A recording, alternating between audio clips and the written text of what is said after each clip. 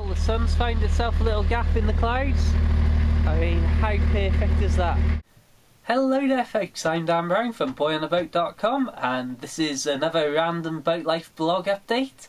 It's a random Sunday evening in December and, well, everything's done, tea's cooked, the plates are washed, the fire's burning, candles going out slowly at the side there.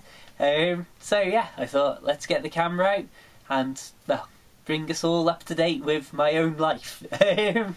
Anyway, first things first, yes, I have had a haircut. Thank you very much for noticing. Moving swiftly on from that.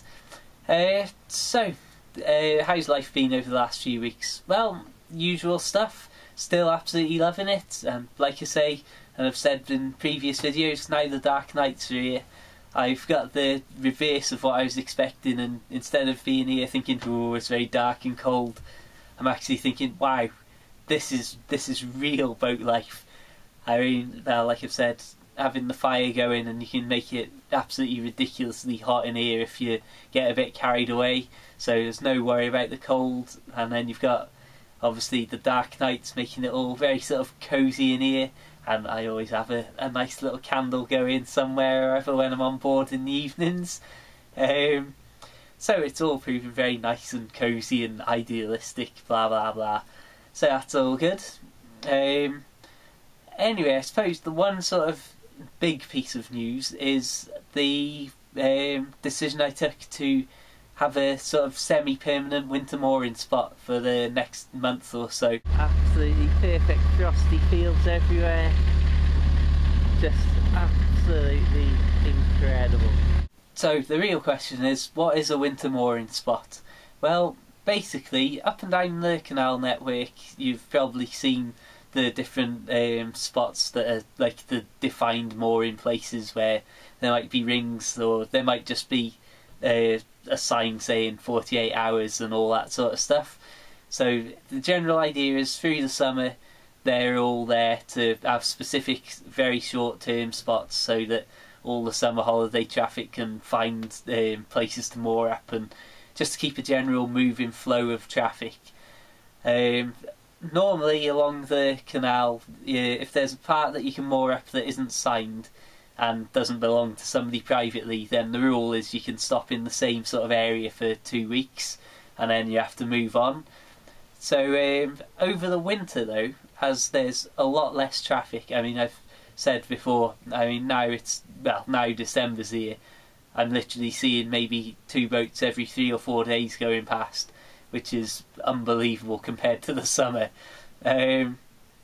So anyway, these spots along the canal, there's various ones that are declared as specific winter mooring sites, and I'm currently on the Llangollen branch of the canal network, and so like around this sort of area that's local to me, you've got places like Chirkbank, the Poacher's Pocket Pub, Llangollen itself, Ellesmere, Trevor, just these random sorts of locations, and at each one there'll be a few, I don't know, say between 60 and 80 metres of mooring spaces that are defined as winter mooring spots, which basically over the winter months, I think in general it's from November to March, you can pay a certain amount of money depending on how big your boat is, and then just leave the boat there, and the normal rules of moving every 2 weeks and being out of the area for however long are all waived for the winter months.